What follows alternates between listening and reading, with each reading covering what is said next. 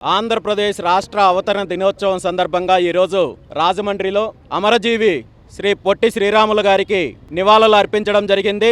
ఈ సందర్భంగా ఆ మహనీయుని ఆశయాలను కొనసాగించడానికి బీసీవై పార్టీ పూర్తి స్థాయిలో కృషి చేస్తుందని చెప్పి తెలియజేస్తూ సుమారు 58 రోజుల పాటు ఆమరణ నిరాహార దీక్ష చేసి తెలుగు ప్రజలకు ప్రత్యేక రాష్ట్రం కావాలని పోరాటం చేసి ప్రాణత్యాగం చేసిన ఫలితంగా ఆ మహనీయుడు ప్రాణత్యాగం చేసిన ఫలితంగా ఆంధ్రప్రదేశ్ రాష్ట్రం ఏర్పడింది. భారతదేశంలో భాషా ప్రాతిపదికన రాష్ట్రాలు ఏర్పాటు కావడానికి బీజం వేసింది అమరజీవి శ్రీ పొట్టి శ్రీరాములు గారు.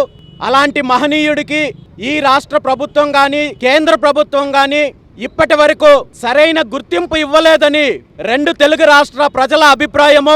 ఇప్పటికైనా రాష్ట్ర ప్రభుత్వము పొట్టి శ్రీరాములు గారి త్యాగాన్ని గుర్తించి ఆయనకి భారతరత్న ఇప్పించే ప్రయత్నం చేయాలని, ఆ దిశగా కేంద్ర ప్రభుత్వానికి ప్రతిపాదనలు పంపాలని చెప్పి ఈ సందర్భంగా డిమాండ్ చేస్తూ